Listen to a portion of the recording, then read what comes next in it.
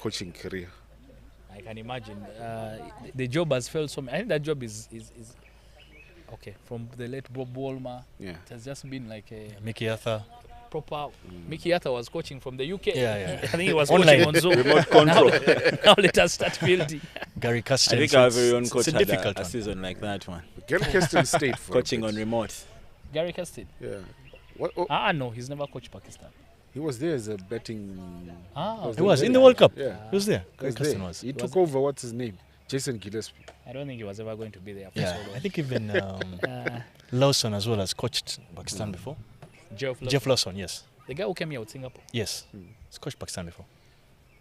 Guys are used to being away from home, clearly. I think cricket is their home Yeah. at this point. It is Go the- where, So go where they're the game always on calls the you to move. Do go. they travel with their families or they just go by themselves? I think at the World Cup they had. Would They you? had No, as Would a coach, No, Eli, I would think you I travel think with I your think the family? family stays home. I would. But you know, for major tournaments, they That's actually the allowed political family answer, to right? travel. No, not the tournaments. The tournaments, yes, you can. I'm Or saying, like when you actually change. yeah, like I you think so. I s- think they move. Most of them move. I really doubt it. I think most of them. move. They do. They Okay, do. like, gentlemen, Okay, let's do this. interesting. Let's do this. Welcome to an interesting episode of the Weekly Wowos, a different one from the usual. We are live at the Lakeside Oval in Entebbe, where Uganda has just sort of thumped Nigeria and kept winning in this Pearl of Africa series. That's an understatement. Of the year. And Uganda remains unbeaten. This is match day number 5, if I'm not mistaken, of the Pearl of Africa series. And, I'm out here with the crew at the Lakeside Oval, and I have special gentlemen for the show today. I've discussed the regulars to make sure we have some special guests who are going to talk to us about the Pearl of Africa series, as well as there are 4 teams that are in this tournament, and will be at the T20 World Cup qualifiers in Zimbabwe later in the year. So we'll be speaking strictly cricket this time. I've made sure Joseph, Kyle, and Franklin take a back seat so that we have a purely cricket show. Let me introduce the guys that I'm with. Let me start with our guest, Eli Tawana from Zimbabwe. Man on the move, Master Eli. So many names. Which one would you prefer for us to use? I think Eli is just fine. Eli is just fine. Yeah, No. that's- I want to choose between Master Eli and Man on the move. Which one would you rather? I A think man on the move. Man on the move. Master Man sounds on more the seasoned. He's come from Malawi, passed by home to change oil, Yes. then touched down in Uganda. Literally less than 24 hours. Okay. We're pleasure to have you on the Weekly Wars. Thank you. I show that I pronounce Weekly Wars. weekly Wowos. Again. Weekly Wowos. Eli, nice to have you. Of course, big friend of Kawowo Sports is always in our office enjoying the internet. Davis Karashan, How unnecessary. Why don't you just say it as it is? former captain of the cricket craze, Davis Karashan, but also a commentator at this particular tournament. And of course, the head of volunteers, Mr. Adonia Waibale, who's the chairman of the local organizing committee. Guys, don't worry, it's a free show. And You really are Nothing going for me. with that title. Head of volunteers. but Adonia Waibale, mid-order batsman for Wanderers Cricket Club. Louder. Former. Just say that again. Yes, they are in Current or trouble. former? I think Current. Davis has some peculiar reasons they are behind in that. trouble. They are in trouble. We're lucky we didn't have Franklin. I thought we'd have Franklin on the show. The 3 of us would be able to take him down. But he's always taking me down alone. But he's lucky we'll survive this one. But Adonia Waibale, nice to have you. Welcome. Let me start with the guest, Eli. Your 3rd time in Uganda. Yeah. Some Luganda words you can pronounce. Kale. That was Let's a try quick again. single. Let's try again. I thought you were going to A start real with Luganda Tapo. word. I thought you were going to start with Well, Tapo. you've done a terrible job of not teaching me any. So that's the only. Because you spend more time with other people rather than so That's the only way that he taught me. Actually, we were going into a mall, and I wanted a machine, a laptop, and he said, "Don't speak your English, only say kale." when they speak to you." That's Eli was looking for a laptop and he went to, the guys were familiar. You went to those downtown places in Yeah. which you walk around and you vayo. And people are looking at you like, Sidika. And then the You're guys soft say, target. they call you Yugiri. What do you get? Especially with this size, so sure. Aye, they are seeing dollar signs. If you had spoken his English, really. Let's try again, Eli. Another word? Any other word? unfortunately, no. Unfortunately, Hey. yeah. I That's how bad it thought is. you were going to say that chick's name. It's a Luganda name. That chick I saw you with the other time. Nyabo. But for me, I thought he would learn how to ask for The goodies. Pako. Yeah. Pako can mean so many other things that you ask. I have absolutely no understanding of what you're saying. If you had helped me, I think I should have asked Adonia the first time I came around. I You keep should on have been- telling you, yes. between Davis and Dennis, Yeah. I'm your go-to guy. I'm way more reliable than those two. Wow. That's a lesson you need to take to the bank. Reliable in what terms? In every sense of the word. But your third time in Uganda and the Pearl of Africa. Yes. It's a Pearl of Africa series, so let me make sure I re-emphasize this is the Pearl of Africa. No, it is. Yeah. It is. It is definitely the Pearl of Africa. Not only just in the name, but in the views that it has, just the aesthetics of the country, the people that it has, hospitable, and it's just I wouldn't have picked a better spot for this tournament or to come. Even the weather, man, your weather is consistent throughout the year. Back home it's winter. It's cold as I'd say the other word, but yeah. No French allowed. No French allowed. But I've been to Zim, and I think the only other country, and not because you're here, it's the only other country that comes close to the Pearl of Africa Yeah. in Really? terms of the people. Oh yes. Interesting. Yes. Or yes. like the hospitality. Yeah. we. You see, when you go to Zim, you're thinking about all the other things you've seen on Been CNN reading and or Al hearing, Jazeera. yeah. You're thinking, I need a wheelbarrow to go and buy Bread. I go and buy bread. Then you get there, and no, you don't need to actually. Yeah. So we'll be in Zim later, but we'll come to that conversation. But let's speak about the tournament proper, the Pearl of Africa. Maybe we'll start with Adonia. The purpose. Why do you have a team ranked 14th in the world in Uganda? 13th in the world, They will actually. kill you for that. 13th in the world in Uganda to compete in this tournament.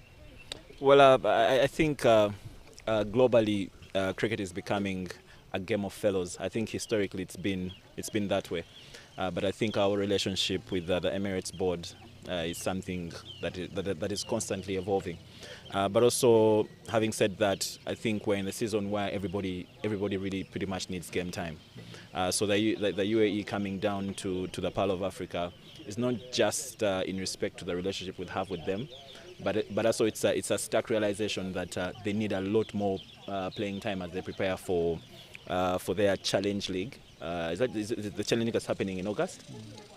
So looking at Kenya as well, Nigeria, all these teams are really using this tournament as a springboard for the upcoming Africa qualifiers. Very, very happy to host everybody, very happy to show everybody a good time, but also show them how cricket is played.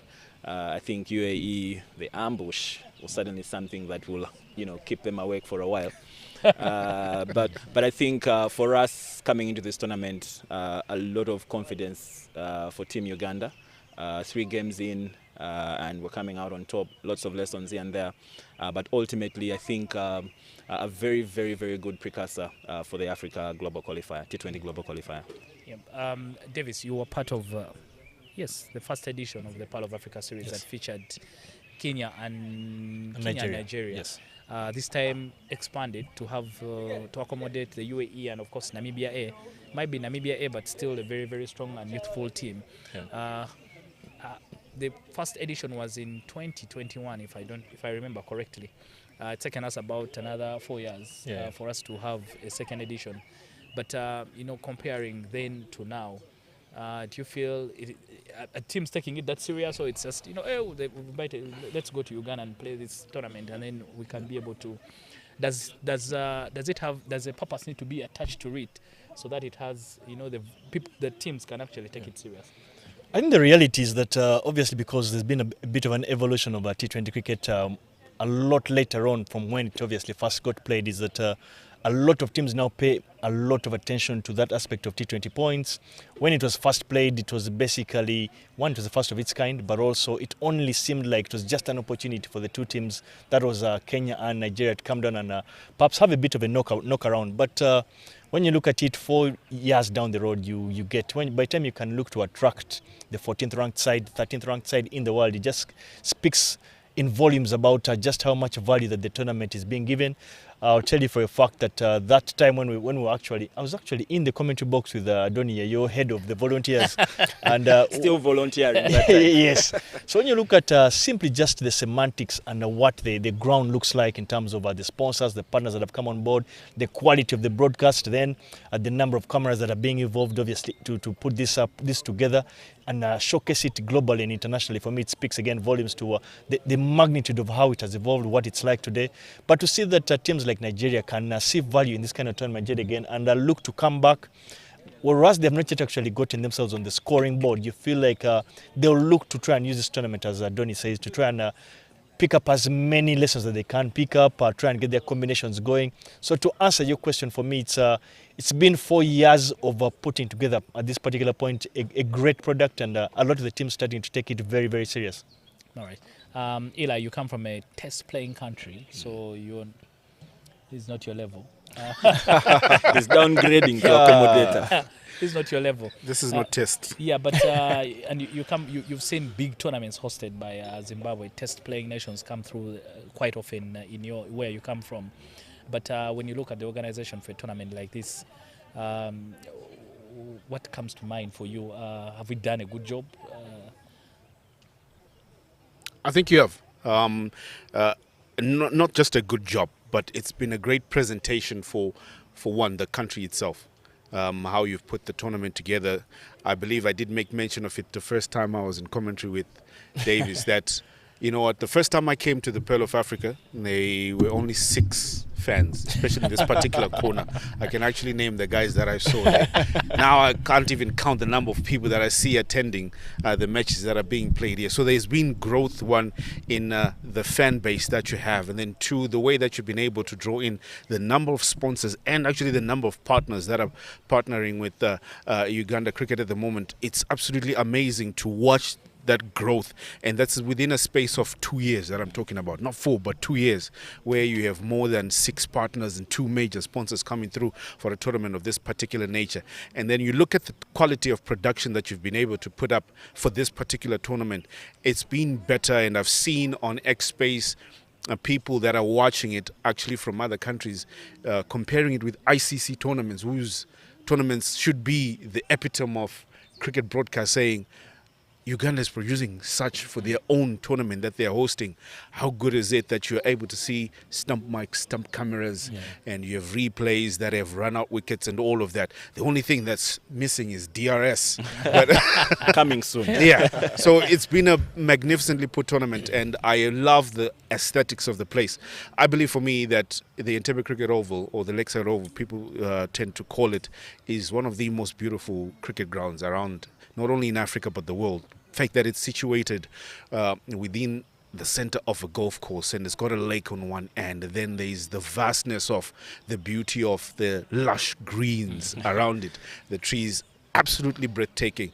So with that and the passion that you have put it together, the aesthetics that you completely put together, I think this is one of the best tournaments I have been, and it's been magnificent to watch also on the screen and be a part of the action on the field. So brilliant, thumbs up. Out of 10, I'll probably give it a 9. Oh, I thought you were going to give it 11. But Eli, what you've just done there in Uganda, we say Osudia Mugaga because Adonia is here. Luseke. Luseke nyam nyam. We'll take the flowers. And this is a question to Adonia and Davis. Any one of you can go first. We've always spoken about cricket being a product rather than just, guys are playing and then it ends there. In terms of making cricket a proper product, are we doing a good job? Are we there yet, or are we on that path of making sure cricket is actually a product? I think we certainly have a lot of mistakes to undo. I think first of all, the principle of how cricket is set up in itself, cricket has mostly been run as an association. And I think for the larger part, inward facing, that's okay, but outward facing, I think the time is upon us when now we need to treat cricket as a brand, and a brand that therefore has products that need to live on their own. And I'm very happy that we've managed to sort of start that journey, especially with this tournament. Taking care of the cricket, the business right there in the green is probably important, but being able to create an experience that's going to bring people who do not even know what cricket is all about to just spend an afternoon right here.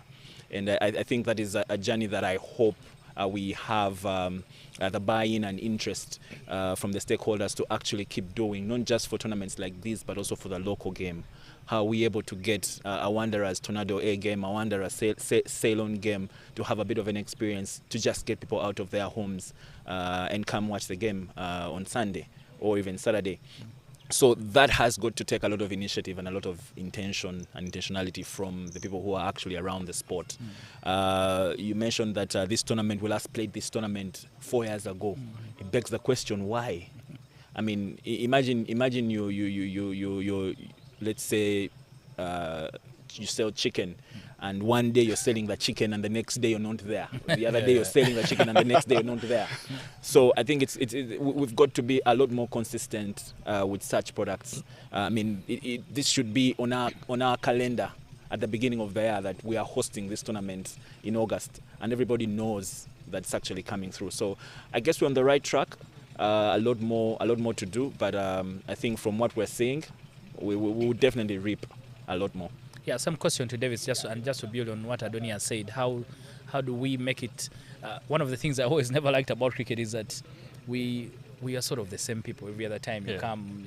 Okay, Davis is going to come through, and there's no one new. Yeah. But I don't know if that will happen. If that will change, not to happen.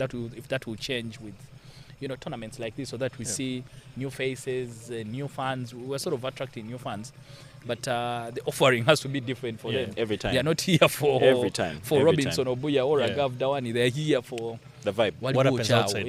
Yes, exactly. I think for me, I can confidently say that Uganda cricket, or cricket Uganda, for its sake, really is off the crawling stage. It was a baby that was born, and as Johnny has literally hinted on it, that we've talked about cricket being looked at as a product, commercializing it so that you try and make as much use of whatever offerings that you might have. So for me, I think there's a sense of realization when you look at the number of partners and sponsors that have come on board for this tournament. A classic example is when you look at the fact that this time round we managed to put together what you'd call a fun pack of sorts, so that there's a bit of an experience for the fans that are really, without sounding too mean, I'm not that interested in what is happening between the 22 yards outside there, but I think you did sound mean. But they're more interested in what is happening outside here, the meat, the drink, whatever is the vibe that is really happening. The fact that I feel like at the Entebbe Kawowo, you have the opportunity of making full use of the bit of the grass banks that we do have at the ground. For me, I feel that the fans have started to live in the reality that perhaps we do not have to always rely on what Lugogo has. So, as Eli and I think Adoni mentioned 4 years ago when we were here, there are not too many fans, but because Eli people were counted still, 6. there was Eli just needs to buy a calculator. They could not have just been 6.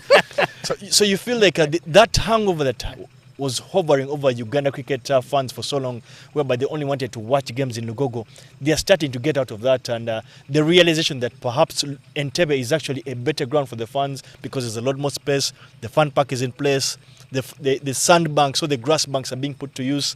For me, it is testament to understand that the commercialization of cricket products is actually starting to happen. All right. I'll relate to one of the partners we have in this tournament. Uganda Airlines, when they were here, I think either on the first or the second day, they're also partnering with the Uganda Rugby Union for the Africa Cup. The lady sort of hinted, and she's like, is everyone here, or there are more people coming? The rest of the coasters are on their way. I think compare that to what is happening, what was happening at Nambole for the rugby. By the way, Eli, big shout out to the Sabos who were able to qualify for the World Cup. Yes. We hope that the Chevrons can rub off that same success. 150k for them to share as the men defeating Namibia. But before I come to Eli, I wanted to tell Donny the same thing. Because we compete for the same partners anyway. Right. It's not like we are unique. We actually compete for the same funds. Yeah, for the same partners and same funds. Yeah. I mean, for when someone you're trying to do something with mentions something like that, you're like. I thought we've done a good job. Yes. You feel that Chibulam. You feel that job. What do you learn from a statement like that? Do you need Gachari Mabaga? Is that the right word? Gachari Mabaga.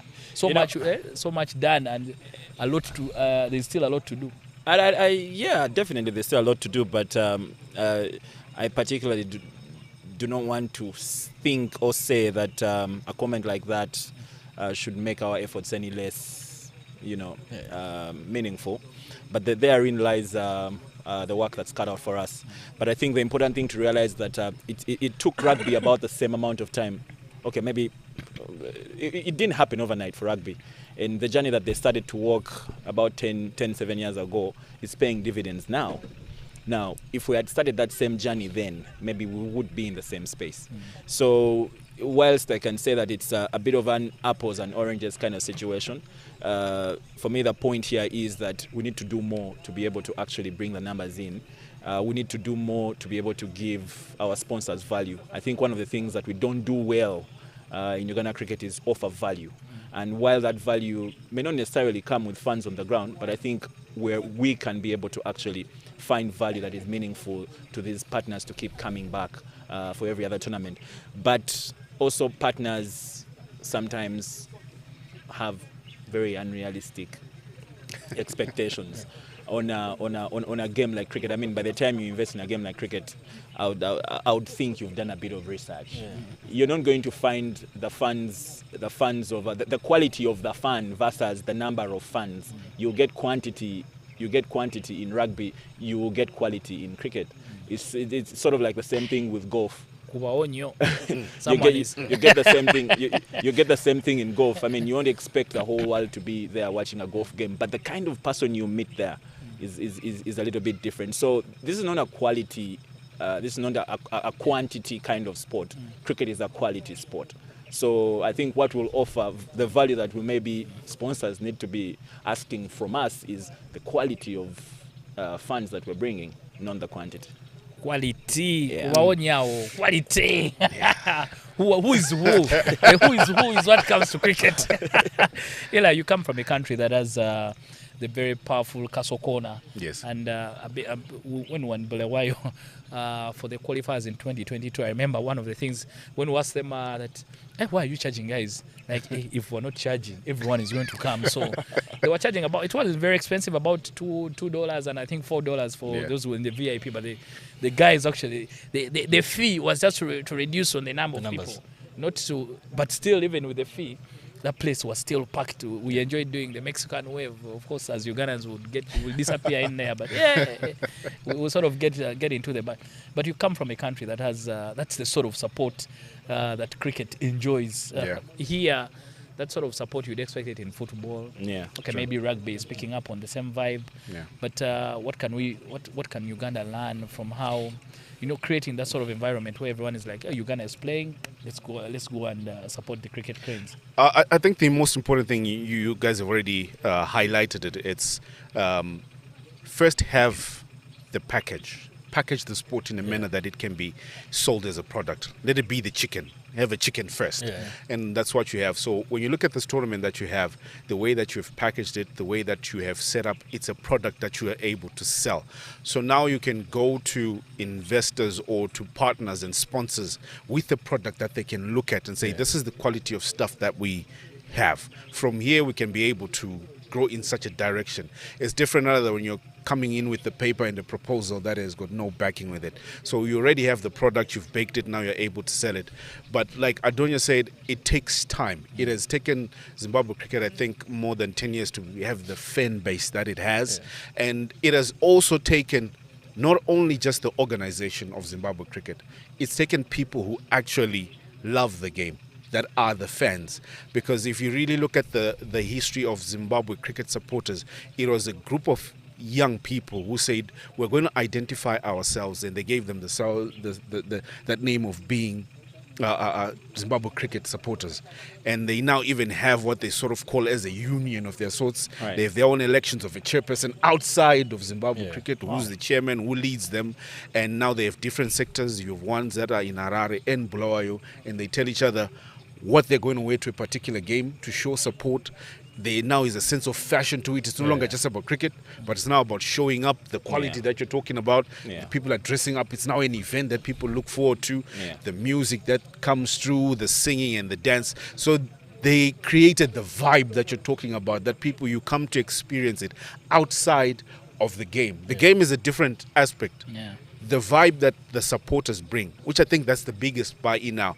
Identifying supporters that can come in and create that vibe and support cricket and have sort of a platform where they can have their own kind of fun. That is a product that invites people on its own. So now that kind of a thing is what attracts people. When people are seeing videos of people singing, doing the Mexican wave like you're doing, now people say, I want to be a part of that. And that becomes a product that now even other companies can say, I want to go and sell my product at that particular place because it has the following. So that combination, I think now you already have one aspect of it, which is the packaged sport. Now it's the fan base that's being created, and then the two can be merged into one. All right, Davis, this package that Adonia is trying to sell you, the products, would you buy? Or if you are convinced to buy, what would you want them to improve? Well, let me give you a classic example, and I'll build up on the point of the latter speakers. I think for me, is a classic example says Uganda Airlines. One of the biggest things, if I was seated in the shoes of the Uganda Airlines, one of the things I'd be looking at with cricket is that the amount of travel that the cricket teams do possess already, both senior men, senior women, the under-90, underage teams. So you look at that as already a business opportunity, because if you can get into a partnership with cricket, you're guaranteed a certain amount of air tickets that you can be able to sell, which may not be the case with other sports. So it's important that perhaps how we look... other sports. So it's important for us to understand that we can't exactly compare ourselves so much with other sports, because it's not a case of one size fits all. You've just spoken about a sport that obviously just had a tournament recently, and it again speaks to the point that it has nothing to do with what happens on the field based on the results that they had, but they had massive numbers. So it gives an indication that perhaps sponsors that go for those kind of sports or events are looking at numbers, but cricket may not necessarily offer that. Cricket might offer other opportunities. A classic example is perhaps one like Blueberry Travel, a partner who came on board. You feel like they do have an opportunity to tap into the amount of travel, again, that Uganda Cricket does possess. So you need to look at it in that kind of aspect. So even when we as Cricket Uganda are walking up to sponsors, we need to target sponsors we feel might actually fit into the paradigm that we're looking at. We are a sport that looks to host quite a number of teams. It's about time perhaps we start to have an accommodation partner. We have hotels in Entebbe. How do we then tap into the Lake Victoria hotels or the Imperial hotels of this world to ensure that perhaps next time we have a tournament of this magnitude, they give us rooms at a subsidized rate? So I think for me, it's a case of Uganda Cricket looking at it to specialize what their offerings are in relation to the products that we do possess. I feel there's sponsors out there that can actually tap into the few offerings that we might possess. I think maybe just before you come in, Dennis, I think the critical distinction that maybe we also need to sort of make while having this conversation is that at the level at which we're at as Cricket Uganda, chances are we're looking for more partners than sponsors. I don't know if you need me to sort of I was going to ask him as a head of marketing Uganda Cricket. sort of like create a clear distinction. So the thing that I offer, what I give a sponsor, is very different from my pitch to a sponsor is very different from my pitch to a partner. You see, a partner might take out costs that ideally would have first, or a partner is someone I've sold a vision. I'm like, look, I am going in this direction. I am not there yet, but with your help, with your support, we can get there. And this is someone who's going to buy into your vision, not numbers or not number of funds on the ground. On the other end, a sponsor is someone who is going to give you money or is going to put money behind your project in expectation of certain KPIs or an immediate benefit. So I think even while we're having this conversation, that distinction needs to be made clear. Looking for people who want to get behind sport and grow it. That's the level at which we're at. And I believe rugby was there a couple of years ago. But the beauty with that direction is that when you actually get partners who come on board and actually walk that journey with you, they're almost guaranteed that once the work has been put in, the results will come. And that time that time is going to come when we're filling cricket fields with funds. Okay, we'll wait for that time. There's a time for everything. That was so sarcastic. May we be alive to witness that. There's a time for everything. The issue of cost, and people get surprised a lot in cricket that we actually don't charge people an interest fee. But for us, and Davis spoke about it, for us to move cricket from Lugogo to Entebbe is also another mindset shift for people. Because for you to come and watch cricket in Entebbe, you sort of have to commit the whole day. Yeah, absolutely. Plus when fuel you costs. exactly, you're going to work from home. Yes. You're ideally going to work from home, but you sort of have to commit cricket for the whole day. People still get surprised that we don't charge anything for people to come and watch cricket. I don't know if that's something that will grow on. I don't know if it's a behavior that cricketers might be willing to accept, that maybe a 10k, it's not bad. 10k is going back to the players and things like that. Yeah. Is that something that you think maybe Uganda cricket needs to think about? Even it doesn't have to be by charging. Doesn't have to be one of the partners or sponsors that I know in sports who are very interested in sports. One of their biggest areas is ticketing. If you sell tickets, then they're like, hey, let's jump on, because they have a solution that can be able to. Is that something, and Adonia as head of marketing committee will speak about, is that something that cricket needs to start thinking about? Even if it is 2,000 shillings, it doesn't have to be 30k or 40k or whatever it is. Even if it is 2k, there needs to be, but anyway, ultimately people ask, what am I paying for? But I mean, is that something that Uganda cricket needs to think about? Payments. Well, for me, as I insinuated at the start, that I feel that Uganda cricket right now is at that crawling stage of growing its brand and understanding that it can actually commercialize a couple of offerings that it does possess. I think I slightly hang on the fence. I'm not too sure that Uganda cricket is at that stage of actually starting to charge funds to actually trickle in, especially because we have not yet gotten the numbers to actually trickle into to the ground. As Eli stated earlier, we wouldn't be using ticketing as a way of keeping people out, because we are not at that particular stage yet. So for me, I would rather we flip it around and first start with one, creating the product, which is what we're doing. If we yet again sit and get these partnerships going, I like the fact that people like UTB, agencies like those, tourism boards, especially for cricket, that attracts countries that are from out of Africa, you feel that there's a possibility and a low-lying fruit in the UTB. If you can try and get those on board, you feel like then we grow not just the product itself, but we grow things that are outside the cricket to get the funds in, so that the product then becomes one that is searchable, so that people actually want to be at the cricket grounds that, as Eli talked about. So I do not think that Uganda cricket is at the stage yet to actually start to charge the funds. Yeah, UTB, I know you love the new Uganda cricket uniform. It is designed to attract you. So you better jump on board when it is launched. I feel like you're vibing the wrong chick. It's giving her too much too early. Yeah, you're going to chase that skirt for a very long time, but let's see how this hot pursuit goes. But I think you answer the question yourself, because I know you're the head of the marketing committee. But is that something that Uganda cricket should be thinking about? And like I've asked Davis, it doesn't have to be exorbitant, but the value is very easily exchangeable, especially if you're looking for partners. So I think I'm going to answer this question a little bit academically, but also straightforward. So I think for me, it's all about timing. Yeah, it's all about timing, and I think you need to get the timing right before you actually decide to price. Now, that timing is going to come down to what probably some lecturers in the marketing classes will be very glad I'm talking about, the 7 Ps. Yeah. Now we are still taking care of one of the most fundamental Ps, which is product. And product does not come before price.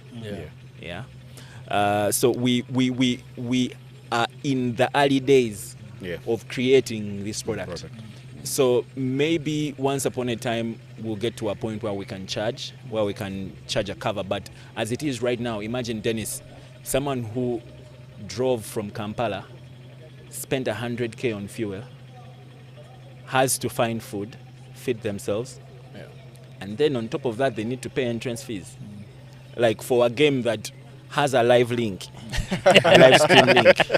I mean, there's a lot of math that needs to really make sense. I mean, if I'm going to pay that cover charge, if I'm going to pay that 2,000, and there is still a live link, there was a live link for rugby, but the stadiums were still full. Yeah. But the product is so strong that I don't want to watch it on TV. Yeah, I want The to be experience is so good that I don't want to experience it on TV. I want to be right there in the I stands. think there's more value in the Nikos There is than in more the rugby. value on ground than on the live link. We're not there yet. I think there are way more people. There are way more fans, cricket fans, than we've seen on any of the games here. But a lot of them are keyboard warriors, heckling in Kamori at different field mishaps. So we haven't showed these fans, we haven't given them a good reason to actually come and scream at these guys from the rope side. Yeah. You get? I think if we are able to crack that, give people a reason to calm down, then we would have landed product. And then we can move on to the other piece. I think when we ask these questions, we have to answer them ourselves as well. Yeah. Because there's no one else who's going to answer Absolutely. them. So if you're looking for a crack, it has to come from within. If I may just jump in to add something, I like the fact that he's highlighted the 7P, saying, we've got the first one.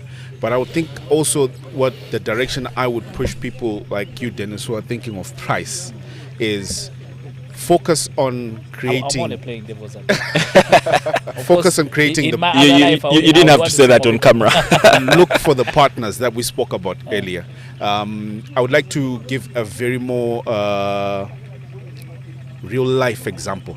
You've got the 13th ranked team in Uganda, right?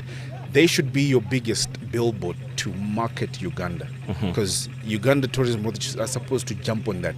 Give them an experience of Uganda. Then they go back. There is TikTok, Instagram, X. If they experience Uganda and they share images of what they enjoyed, the places they visited, what made it so much important that they package it and post it on their profiles, they are free advertising boards to other people who have deeper pockets. You have Mohamed Wasim, biggest run scorer from the UAE. He shares it on a few platforms. The next his families will be like, I'm going with to visit the Pearl of Africa. So those teams, if you give them that, they become your ambassadors to invite more people to come through. So such partnerships whereby you help people show the value in cricket in terms of what you're bringing. Say, we have these guys coming from Dubai, we have these guys coming from so and so. Help us to that they can experience Uganda, and thereby you're creating value chains that will pour into your business. It might not pour directly into cricket, but because you're a partner of cricket, you're benefiting from it. It becomes something that I think should be what the concentration should be on, that pipeline, creating that pipeline. And of course, Nigeria flew Uganda Airlines to this tournament.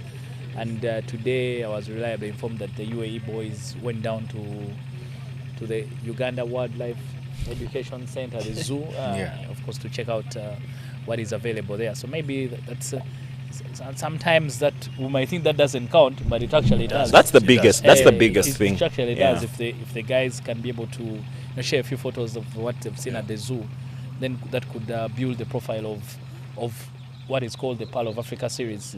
I like the name because it sort of highlights where the tournament is, and of course speaks about the beauty of the country. But we'll now speak about the cricket in general. It's just 5 match days, halfway stage of the tournament.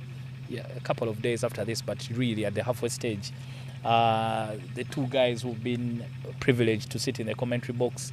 A couple of times Adoni has been on the touchline celebrating Ugandan wins. He's clearly shown a side. But shouldn't he be neutral? I thought so. No, guys. The minute I step out, the minute I take off the tag, I'm now a fan. Clearly, number one. Are you fan. supposed to take it off? Yeah. The minute I leave the other side, it's off. I'm now in the fan zone. There's a thin line between being chairman of the local organizing committee and being a cricket I think it's one and the same job. But let's speak about the cricket itself, starting with Eli. 13th ranked team against Uganda, 22nd in the world, Nigeria 35th, if I'm not mistaken, and Kenya 33rd. In 33rd. Uganda so far the unbeaten team, and of course they top the table. If things go according to script, and if they don't fall along the way on Sunday, they'll be crowned champions of the tournament. Namibia coming into this one with their A side, but they have a strong, you feel like their technical team will communicate otherwise, because Justin Kep is here, Craig Williams as well, who's the head coach of the main team, and of course Kenya, who are preparing for the Challenge League, as well as the T20 qualifiers. Namibia late entrance in the tournament, but also here to try and sort of, I think they are here to see how far, the other guys are from them, and how much work they need to put in before they go to Zimbabwe. Have you been impressed by the tournament so far? I'll start with you, Eli, then we'll come to Davis. It's been an interesting tournament. I use the word interesting because I've seen Nigeria from the qualifier they held in Abuja. I've seen them in the ILT in Rwanda as well. That was last year. For me, they're the biggest shock in terms of performance. They seem a little bit like a pale shadow of themselves. The aggressive nature that I saw them play in those two tournaments, I only saw a glimpse of it in today's game versus Uganda for the first time. I don't know where they're falling short.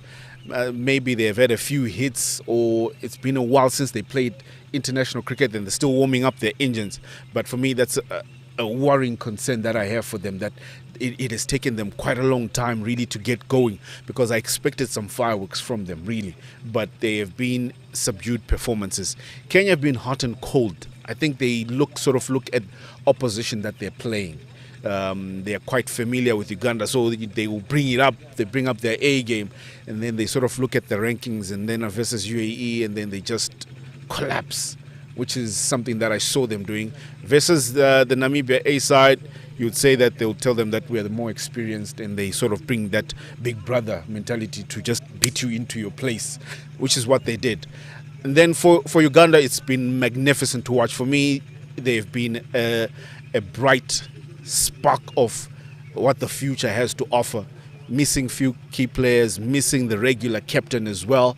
Juma Miyagi thrown into the deep end, and he is reason to that. He had a few doubters from this particular corner. That I was Why do I shocked. see you pointing with your lips at someone?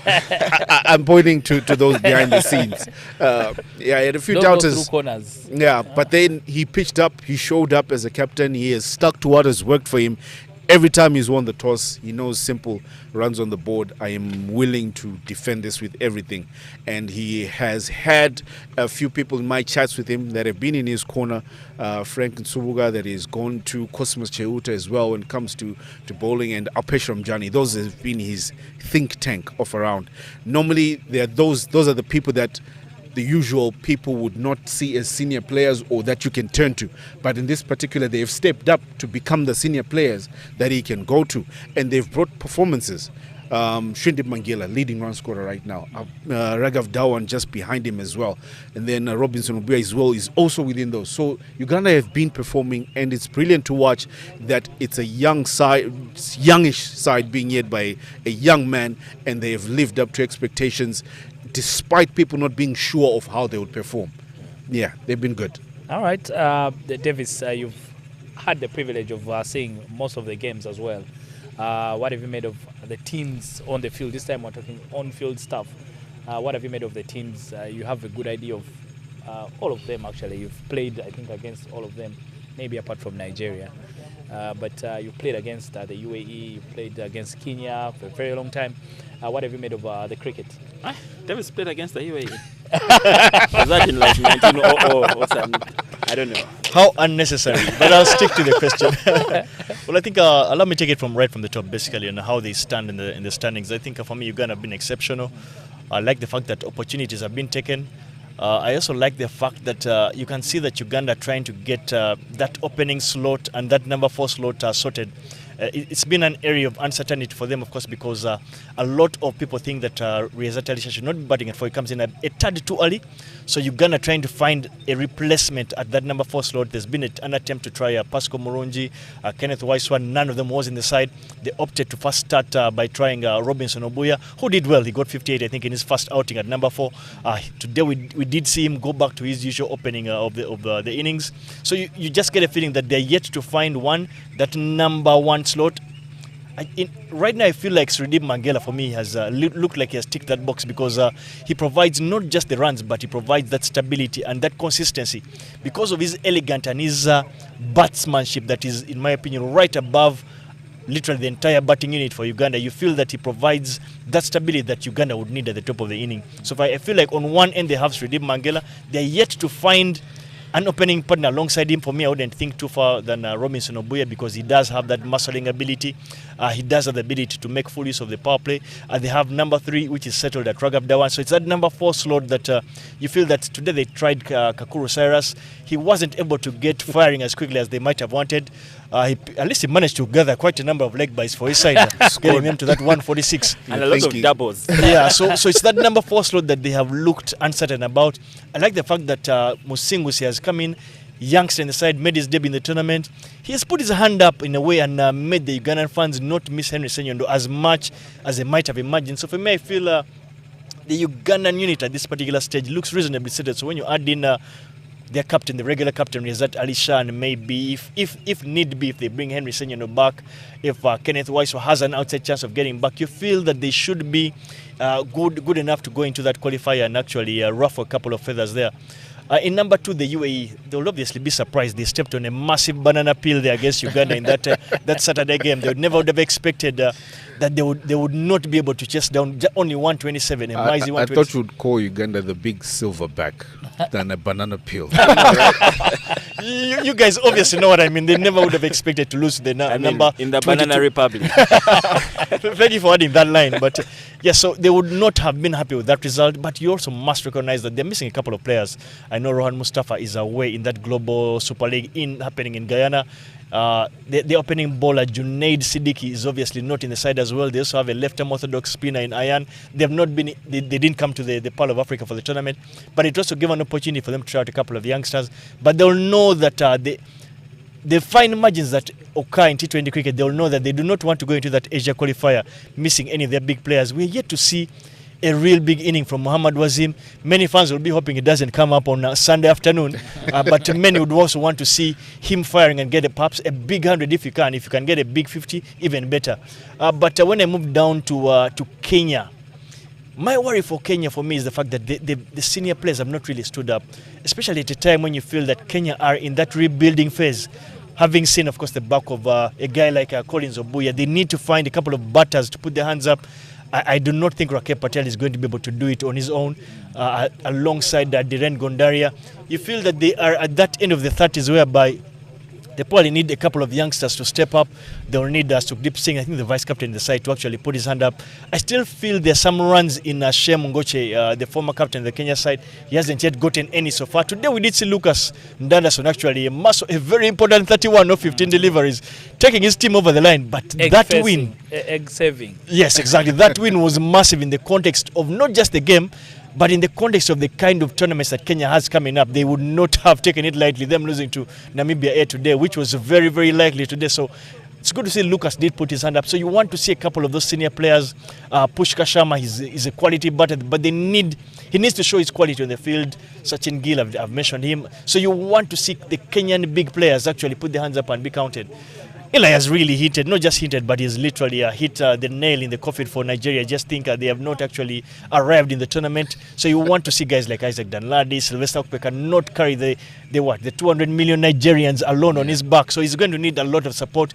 Their opening combo hasn't fired for them, but there's been a lot of chopping and changing in their side. So you want to feel that they do not have a lot of time to actually get their combinations right with the World Cup qualifier just a couple of weeks from now. Otherwise, I think it's been a tremendous tournament. Yeah.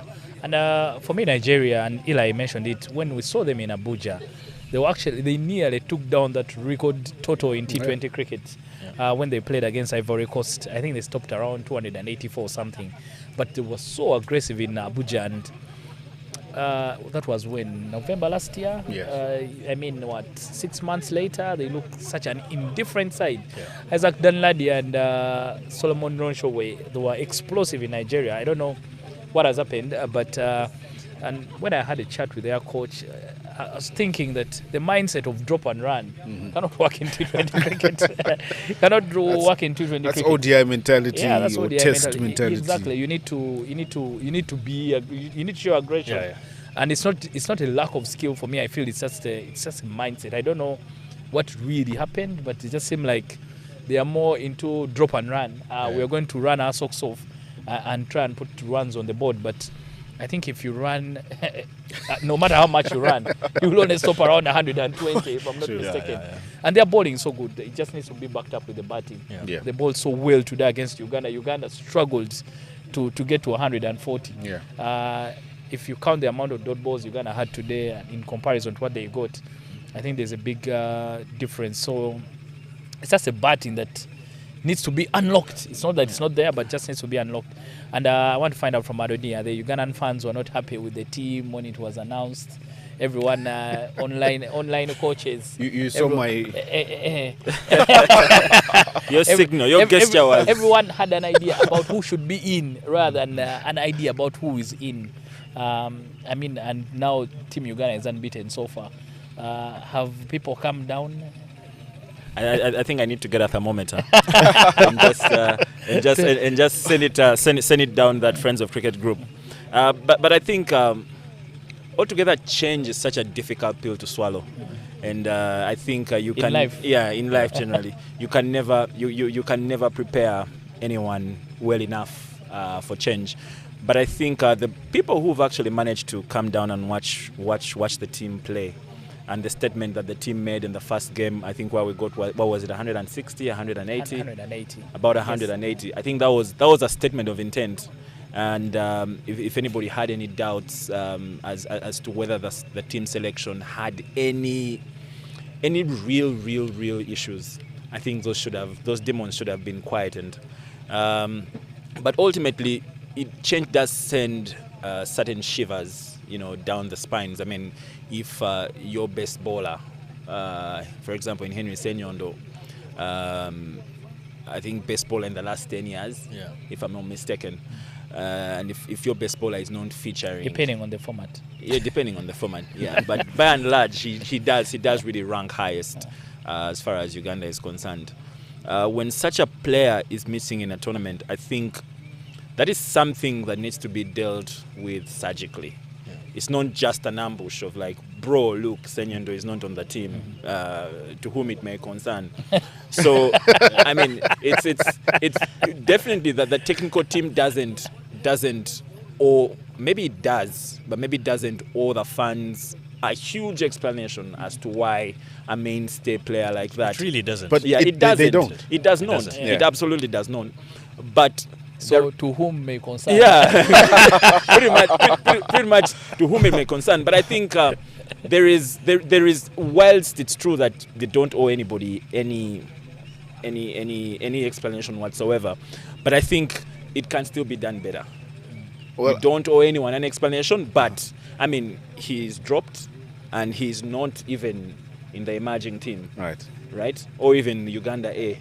And for whatever reason and whatever is happening, stuff we're not privy to, whatever is happening, it is obviously going to raise eyebrows. Right. And the heckling that you hear in the fans suddenly points to a gap. Communication gap. In administration, in communication, there's definitely a gap. I will not address. But sometimes when you say a gap in communication, so you want me to come and tell you the why, and then what? Exactly, and then what? I think no. I think the only explanations sorry to cut you. The only explanation the fans get would be the performance of the team on the field of play. That's the explanation that you can get. So you're thinking like an administrator. Yeah. Right? The performance. You're thinking like an administrator. So in a boardroom, you'll probably say, when the team does well, the noise will deafen. Right. Or the noise will go out. But in reality, if you're thinking like a fan, because now the expectation is if someone has performed that long, right, and we are dropping them, are we dropping them comprehensively and completely, or are they coming back? I'm not just going to say that. I have seen teams where players are taken off and a statement is issued. So players are dropped and then a statement is issued. Right. For whatever reason. I think a statement would be. I think for me it's the use of the word dropped. Yeah. That use or left out of the team. That you've been left out of that puts those thoughts into the fans, saying that you are out and you're being hung out to dry, or you're past your best before you. I think the use of those words, because yes, maybe the technical team could say they've been rested. We're trying out new options. Yeah. Exactly. Those are the kind of explanations that people would want. Exactly. And I think for me therein lies my point. Yeah. I mean, if whoever has that information, and I think we've suffered with this disease for a very long time. Right now, I think we are terminal. we are terminal right now, and this is not information that's going to win us a lottery. Yeah. Right. That is going to get us 100 million. Yeah. This is information that can go out. It's not Yes. going to get anyone killed. Yeah. You get. It's all about packaging. Someone coming, okay, guys, for this tournament we had 30 players Yeah. in the camp and training. And because we're trying to prepare, our focus in this tournament is going to be we're trying out young combinations and whatnot and this. So to serve this purpose, we are not going to play with some of the main We've players. rested. Like we've rested this one. We've Yeah. like packaging. We've spoken about packaging Yeah. today. So I think that's an area that even while dealing with such moments, because I'll tell you the truth is fans follow players. Yeah. Fans follow players, and teams. And if a player drops off, I mean, you're losing fans. So we need to find a very, very delicate balance in terms of how we handle information, what to give people, what not to give people, and then how to package it. I mean, it's not too much. True. Okay. I would imagine. I'd like to follow up on Donny. I think for me, for all intents and purposes, you want to put yourself in a selector's shoes. Classic example is I do not think we give credit enough to the senior players that were kept in the side for having stood up as expected. Let me give you a classic example. To this tournament, Lutaya Ronald was given an opportunity to showcase what he can do.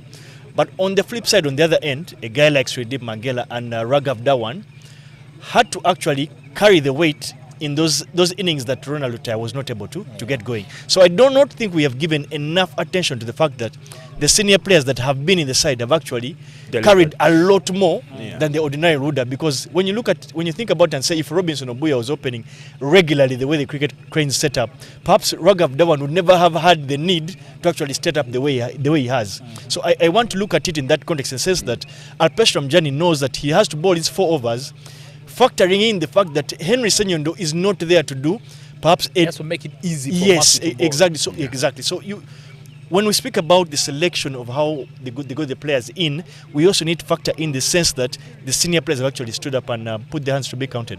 Yeah, As they should. I think also jump in just to add to the packaging of information. Information.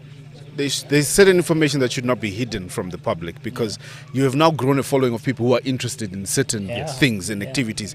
It might not have been useful when you didn't have followers. You didn't have to explain yourself why you left it. But now that you have a following, you need to let them know certain things. And apart from the supporters that follow the team, have information out that also helps the mental state of players. When you're just dropped with no reason why or explanation. Sorry, Eli. That left out. Left out. Yes, when you're left out or rested without an explanation, you begin to ponder a lot of things. Is this me being shown out of the door? Is this, and players. Do I need such It's just good manners. Yes. It's So just good manners. just let me know. Am I still in your plans? I think soccer teams do that whereby the manager will put out a press statement. He's not in my future plans. Yeah. So it's clear. Right. It is clear. And you're clear. And I think, Dennis, that will deal with a lot of the paranoia that seems to just hang That around uncertainty. the cricket I think- setup. I If agree. we're actually a little bit more tactical in how we actually deal with players and people who actually follow them. And once that is done, you will have a happier setup. People will be more than happy to come back and play. Maybe I still have a chance. Maybe I don't. Maybe I still want to fight. Maybe I don't. But at least the way you've dealt with it is a lot more mature and professional. We cannot act like we're firing maids.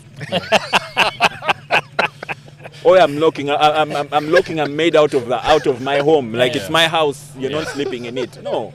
We're dealing with professionals here, and there is a level of accountability that we owe to them as players that are playing for the country. I think the big lesson is how this should be handled. Management of the players. Management of the players. In the essence, that's it. My only problem with how things were handled, even by the fans as well, is that we gave we didn't the guys. There are 3 guys in the team who are getting their first time, and the noise was on those that are not in the team. Was on the noise was about those that were left out, not those that who in have the been team. included. So I'm thinking when I go back to my room, you guys are talking about the, Guys don't believe the in DJ me. outside. Yes, I'm inside here mixing, guys. Guys are So- not feeling that but one vibe. thing that you need to know then is that fans on their own, they're actual selectors. They have their best 11, so you can't really tell them not to select. So they'll be like, man, this is the guy. Especially if those guys have a track record of performing. Yeah. So it'll be a hard. And true that. No offense to the guys who are left out. I think there was a spirit in which it was done. How it was handled maybe could have been much better. But I'm certain that it's not the last time we're seeing Henry Senyondo bowling for Uganda. He will most definitely come back again. From where I come from, as a cricket cranes fan as well, I just wanted the guys who had been given an opportunity To be backed. to be back, to celebrate them. They worked so hard, those kids. Yeah, they did. They work so hard. Nothing is being handed to them. They are earning everything. Although So- we are still waiting for the performance. That's normally where I was- follows. that's Normally follows where I was the going chance. to come from. Yeah, to although is we are that- still waiting for that. But yeah, we're still back there. That's the tricky thing about cricket. We cannot clap for you hands until we see you The results. perform Yeah. the results. Just give us a glimpse of hope and we can back you. Yeah. But if you don't, man, need we to will, earn we're it. going to send you back. and I was listening to a podcast today where they said in cricket that you lose more than you actually win. Yeah. Because you never bowl 6 balls where you want to Exactly where you want them. to be, yeah. You bowl 1 and then the other 5 will be all over the place. So you actually win out of you win once out of 6 times. But as we finish up the conversation now, let's talk about the guys who have caught your eye apart from the regulars. And let me start with Davis and Eli, the guys who've been in the privileged positions. I want you to give me 2 names. Okay, let's be fair. Three names.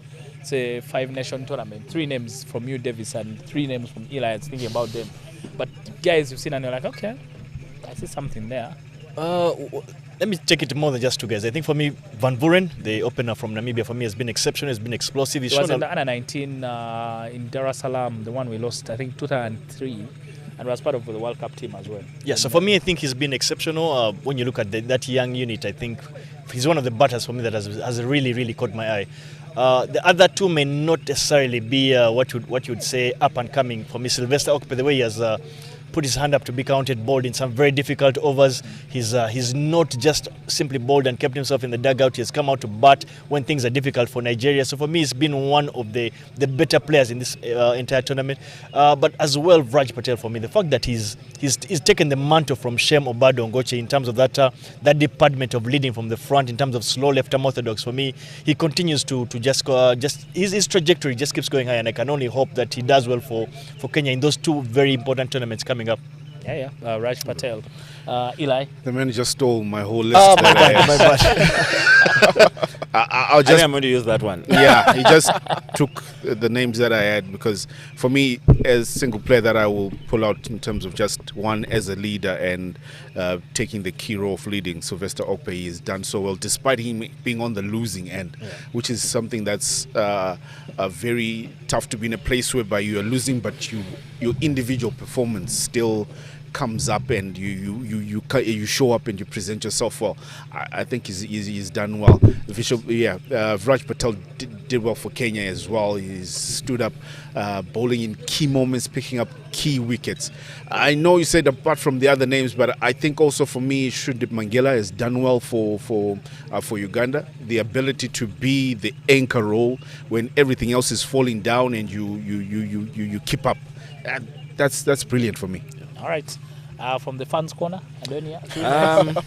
I think it's going to be a list full of yellows and reds. I hope, and then should really be expected.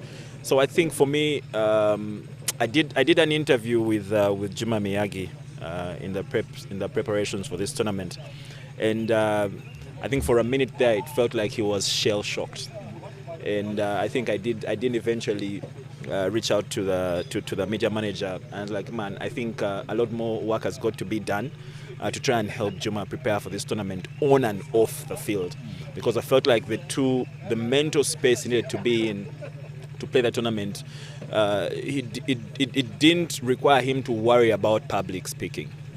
So we needed to sort of like sort that out. So, but I'm very, very happy. I'm very excited to see how he's coming of age in a very, very short period of time. He was thrown under the deep end, and I have to say he's swam with Sharks. like swam with sharks, and he swam like a dolphin. I have to say, so that would be top of my list. And then the other one would be Shridip Mangala. I think he's been exceptional. I think for far too long we've had the crumbles right at the front of the innings, and I think it's good to see that we are getting resolution, a lasting solution to that ailment. And then the other one, not very loved, but I think also starting to put his hand up, Raghav Dawani didn't show up very well today. But I think in the last 2 games he's proven that he's got a lot more to offer if we actually let him apply himself. All right, not very loved. Okay. Highlighted. The Englishman with this choice of words. But the tournament is still going on. This is just match day number 5. There are 9 match days, but the tournament will have a very, very good conclusion right from Friday, Saturday, and Sunday. Please make sure you make it to the Entebbe, to the Lakeside Oval in Entebbe. You could win something. Adonia has a lot of stuff to give away. Got money. So make sure you come through to Entebbe and come and support the Cricket Cranes. They'll be finishing off the tournament against the UAE on Sunday afternoon. I think we should be winner takes all, in my opinion, if nothing changes. So that should be an interesting game. So make sure you grab a couple of friends and you make your way to Entebbe on Friday, Saturday, and Sunday. You might as well just stay in Entebbe for that whole weekend. I know I'll be staying in Entebbe. You might as well just stay in Entebbe for that whole weekend for you to be able to enjoy the cricket and the weather has been amazing. It has been raining cats and dogs in Entebbe. In But Kampala, somehow, the chairman, there's a certain conversation, a clip of him, and I don't know if Fred can find it and fix it in this show, where the man was speaking about part of his line budget went to someone who takes care of the rain. First of all, that wasn't me. I mean, if you look at that video and look at the name, that wasn't me. I think Davis is also applying to be one. He's trying to go along the same route. African Davis comes chemistry. from the part of the country from where Davis comes from. They don't have it in dealing with rain. So they can, if you find someone like that, then you know he's a fake. An import. But it's been a full cricket conversation on the weekly Wowos, and I've had the privilege of having the former captain of the Cricket Cranes, Davis Karashani, man on the move, Master Eli Tawanda from Zimbabwe. He's here as a guest commentator. I forgot to say my person. I had to say one thing. Yeah. The curious case of Frank Nsubuga. The guy want to go away. Batting shot. He's reminding he want to go away. Every time guys are like, we organize this manual, testimonial. He goes and bowls 4 overs for 10 runs and picks up 3 wickets. Yes. That was magnificent. He's not going away. Yeah. Either he will be. I think he will just be pushed. But why do you want him to go away when he's performing? I feel like that needs an entire weekly Wowos. That conversation needs an entire weekly Wowos. I know everyone is thinking that he should be begin to maybe a player role and then eventually transition into the playing Why? role, into the coaching role. My question is, why do people feel they need to call time on someone's career? Isn't it you started the career? You'll tell us when you want to finish it. Okay. That silence should tell you something. 'Cause I mean, the silence between Davis and Dennis, that right there is very telling. Davis played for as long as for his entire international career with Frank. And then stepped away, but Frank is still came going. along as Frank well. was actually our school coach, just Oh to yes, remind exactly. Frank taught us cricket in school, but for me, the curious case of Frank Nsubuga bowled an amazing spell the other day. A clear reminder that I'm still here. I'm still here. So do not think, whatever you have in mind, don't think about it. But that has been our time on the weekly Wowos. We are running out of daylight anyway. And of course, big shout out to Fred and Raymond, who are behind the scenes making sure that this happens from the Lakeside Oval in Entebbe. It's been a big privilege. We'll be back next week. We'll be back in studio anyway. But the mentions, as always, make sure you don't miss the National Basketball League on Kawowo Sports. Go to our YouTube page, subscribe, and then you'll be able to catch the action. Next week, the Gazelles will be in action in Abidjan. And our resident editor, I'll tell you, I don't know if he has told people at home that he won't be around, but Franklin Kawowo will be bringing all the updates from the team in Abidjan, Ivory Coast. So we'll probably be missing him for a couple of weeks, but he'll be bringing all the updates about the team when they're in Abidjan competing at the Afro-Basket. Of course, the rugby conversation will be coming back. Uganda getting a consolation win against Ivory Coast in that playoff game. But there will be a repechage game this weekend when Namibia takes on the UAE in Nambole. So the rugby continues, so make sure you go out and support the team. But we've had a lovely time at the Lakeside Oval in Entebbe. We'll be back next week. And as always, make sure you read Kawowo Sports.